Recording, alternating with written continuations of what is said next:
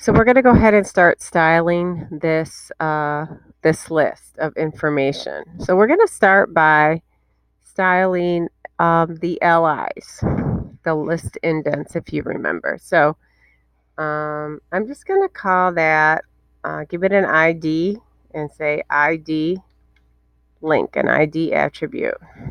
So now that just means that I'm going to need to add this styling to each one of these links for my page. So let's copy that and do a paste. Oh, I didn't copy the right thing. Say ID equals. Say ID equals and then put it inside each one of the LI tags.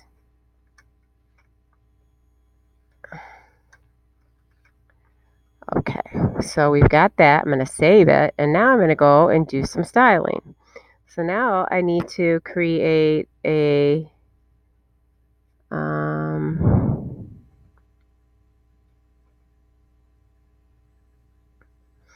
oh, correction. I'm not going to do that anymore.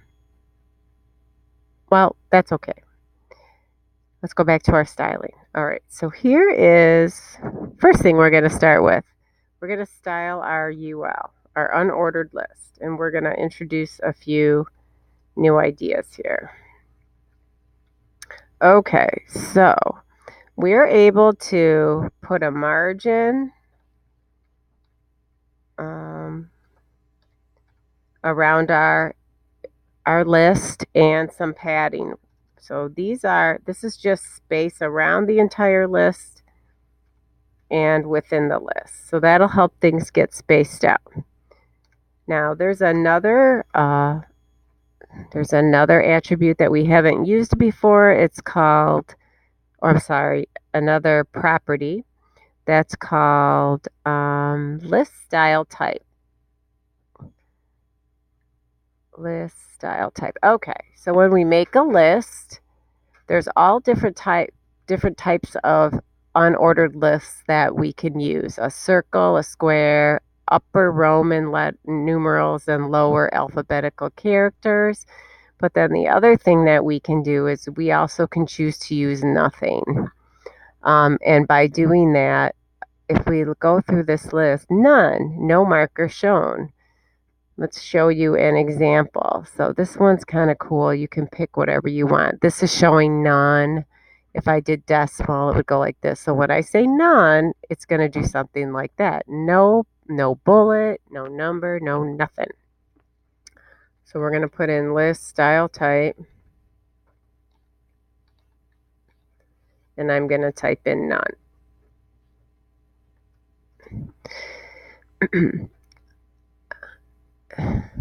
We're going to look up another attribute here called overflow. We're going to use that one too. So there's different kinds of overflow properties. What should happen if the content overflows an element's box? The property specifies whether to clip the content or to add scroll bars when an element's content is too big to fit in a specified area. And here's a quick example, and we're definitely going to use this later. So we might add a scroll, we might hide the scroll bar, we might overflow automatically, and so on. So we're going to use the overflow property, but we're going to say that we're going to use hidden. Let me get rid of some of this.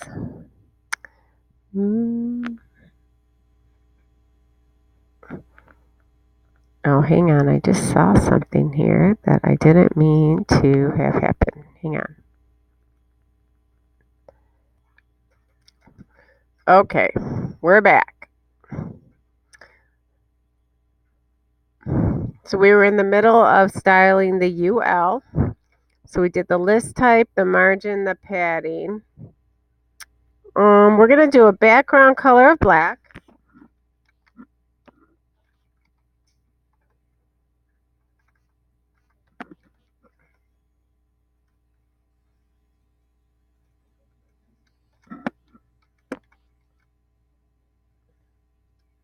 Font size of 20. And the last thing we're going to do is put in that overflow command that I was talking about. And I'm going to use hidden.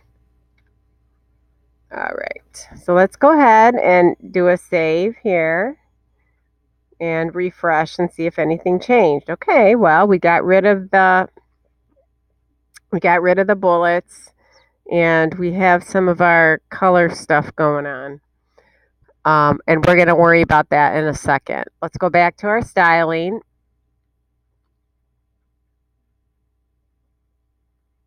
I'm just double checking something with the color.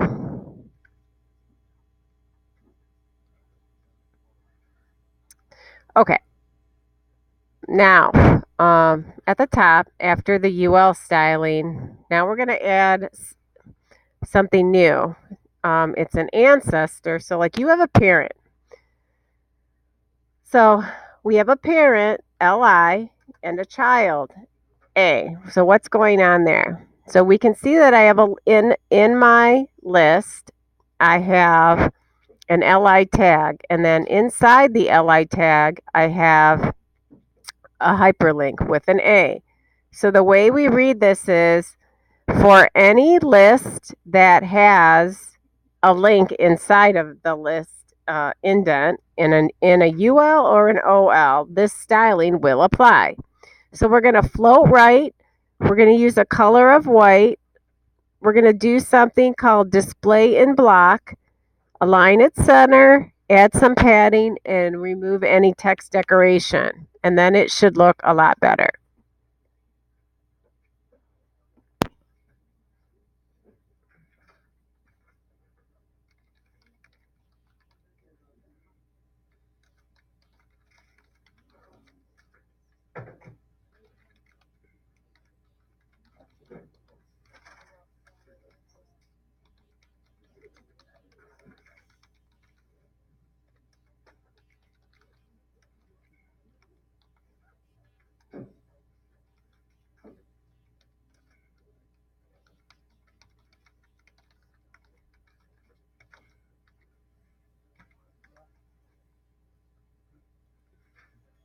Okay, so let's do a refresh. And there we go. So we have created our links. The only thing they don't have is the line underneath them. But one thing I don't care for is the order of the links. I really would prefer home to be first and pizza to be second and candy and media. That's how we put them in. The reason it's like this is because we chose float right. So that meant, so the way this works is whatever the first link that we come across, which happens to be the home link, that one's going to go furthest to the right, and that's what it did. Then the next one I encounter is the Shaver Pizza. So that one's going to go next to the left of the one that's furthest to the right. So this may be a bit confusing, but what we need to do is just rearrange the order of all these links. So we're going to do things in reverse order. So I'm going to copy the first one, the last one, and it becomes first. And then I'm going to hit enter so we don't get screwed up. And then I'm going to copy the second to last. And that becomes our, goes in order second. Then we're going to copy the pizza link. That goes next. And then finally the home link. So it's basically counterintuitive. You think you're doing it wrong because you're doing things in the opposite order you want to see them. But because of that float command, that's why we have to put them in this way. So when you're all said and done, the links should be in reverse order now. Media, my favorite candy, Shavers, pizza pies, and home. So go ahead and hit save. And you're going to see that get rearranged. And there you go. That's what I wanted you to get done today. So please do this, and we'll pick it up tomorrow where we'll finish up and start setting up the pages, the other pages. Thank you.